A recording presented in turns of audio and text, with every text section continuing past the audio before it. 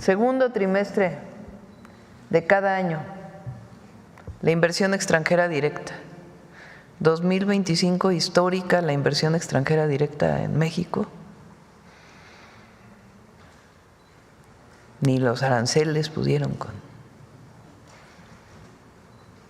con la economía mexicana. Son 34.265 millones de dólares 2025, supera los 31.096 del 2024, que ya había sido récord, y es prácticamente pues más del doble del 2017.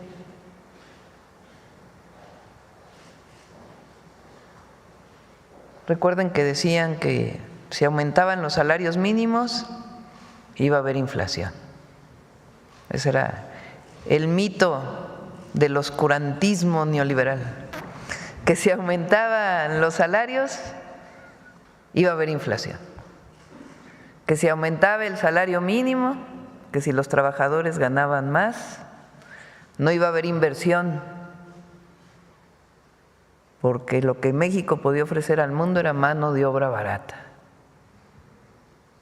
Y aquí lo que se demuestra es que cuando la gente vive mejor, el país está mejor y sigue habiendo inversiones y no hay inflación.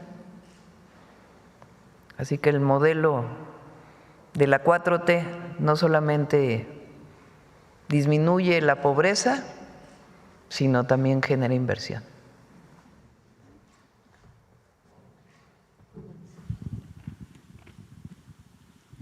Buenos días, compañeras y compañeros. Bien, por parte de CFE, la siguiente, por favor.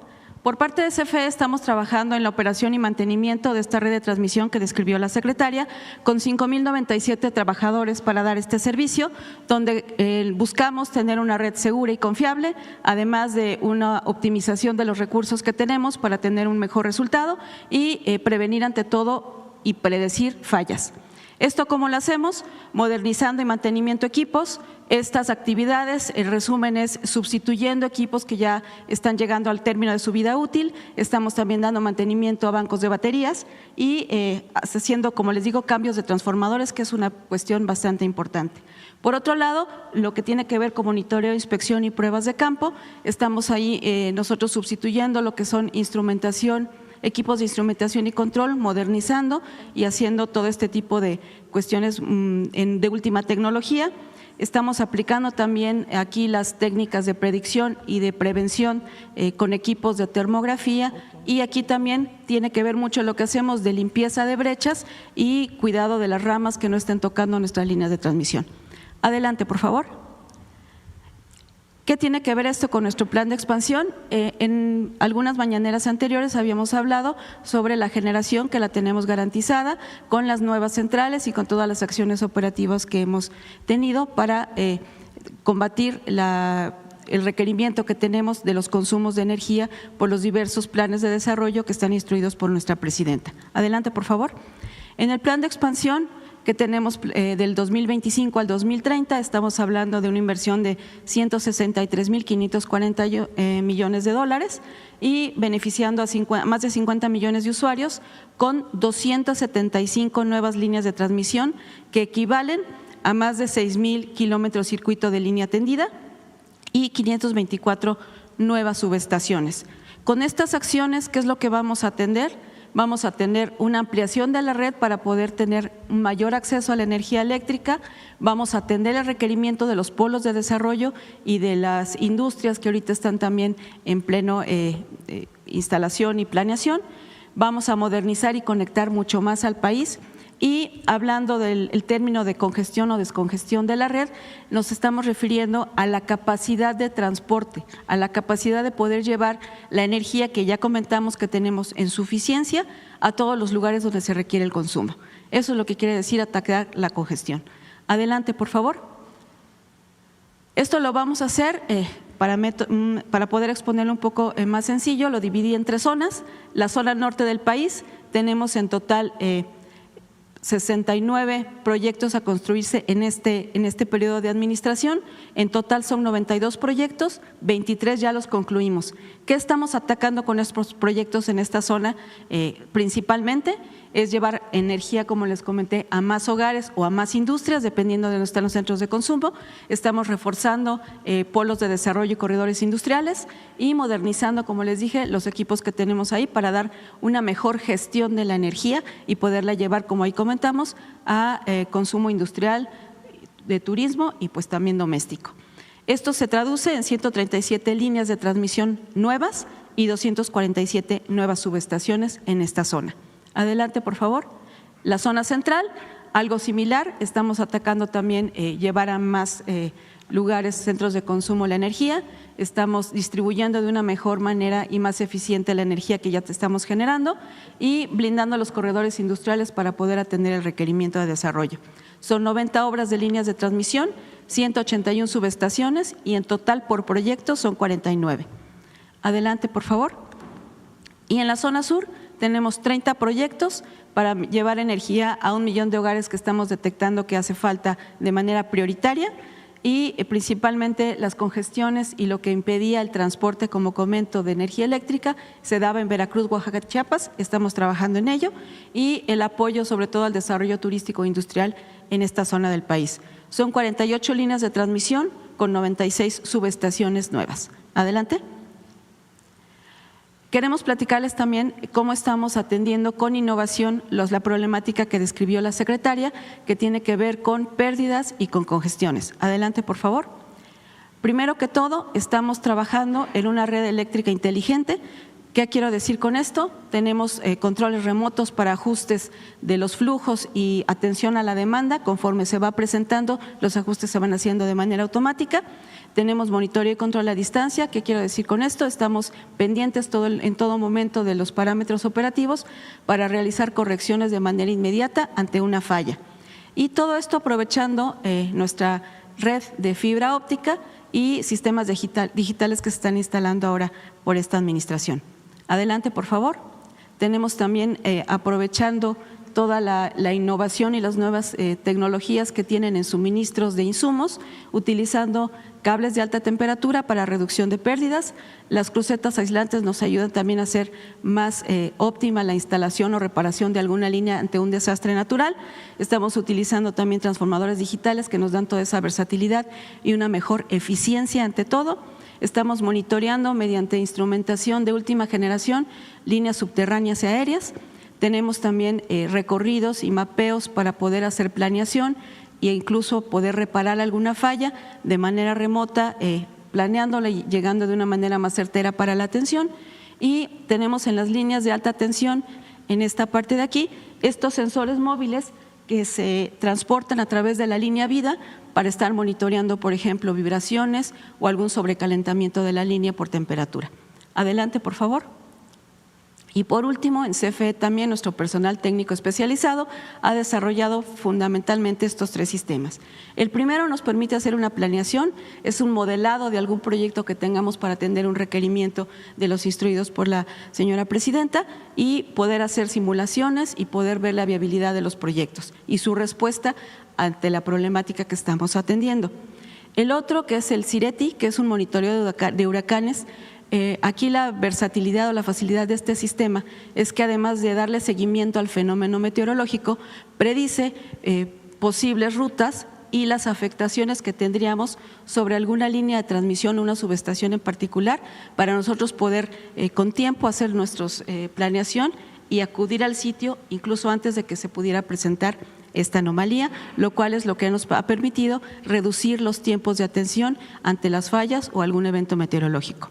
Y por último, pues la versatilidad que nos han dado los drones con el tener un análisis del terreno, una evaluación del desastre en una zona donde es de muy difícil el acceso, poder tenerlo a distancia y hacer nuestra planeación con el equipo de especialistas. Adelante, por favor.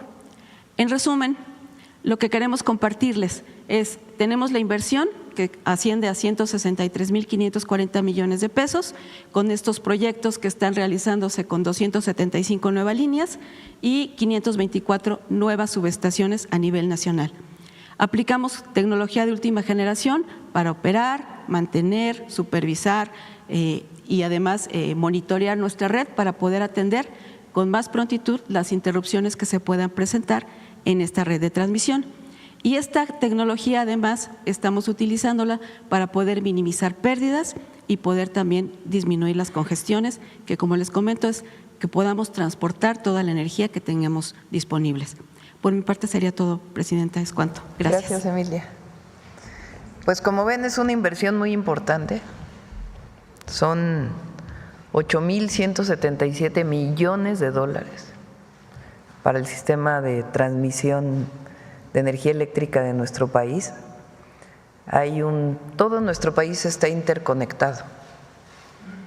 No todos los países tienen sistemas interconectados nacionales, a veces los tienen regionales.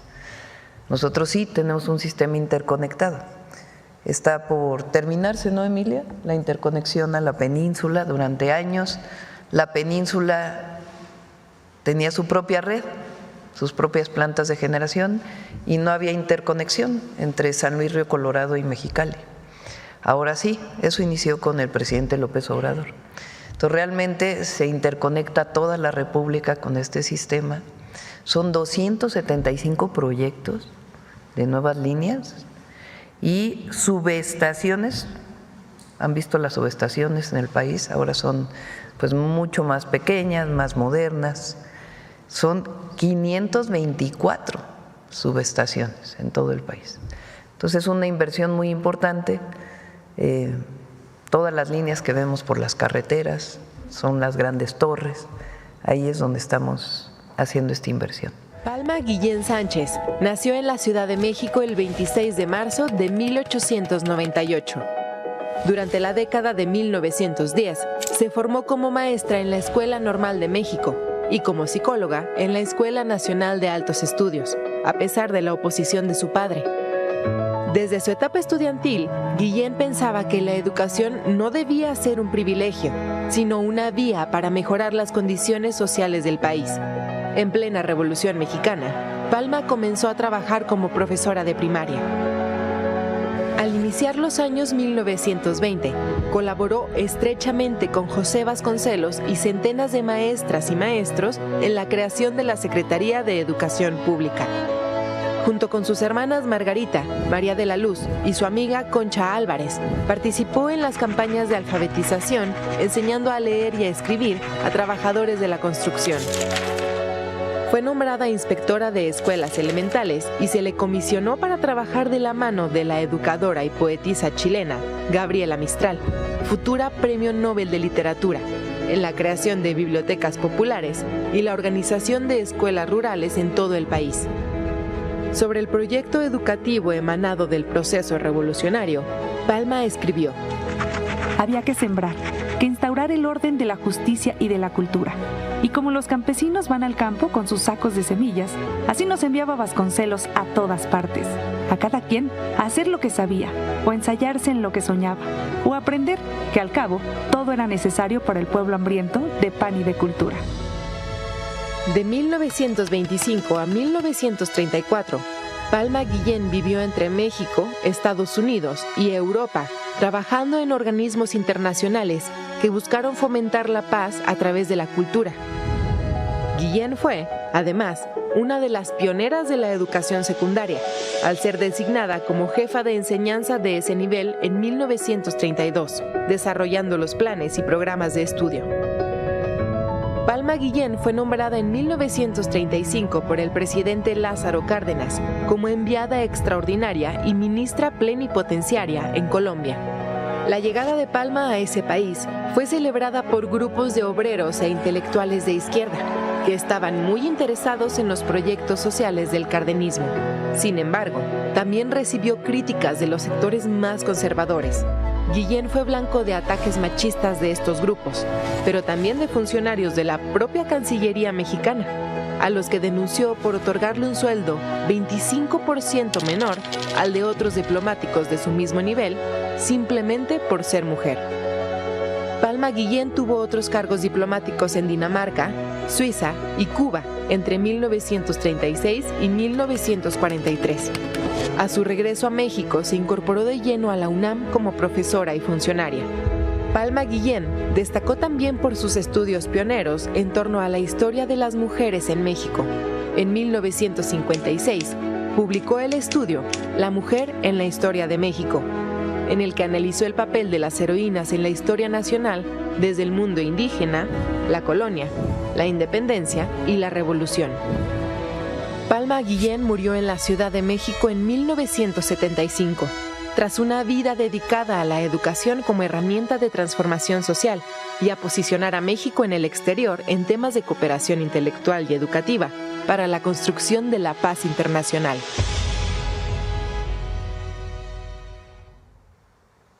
Recuperamos la historia de Palma Guillén porque el próximo 29 de agosto se van a cumplir 100 años del decreto que crea las escuelas secundarias en nuestro país.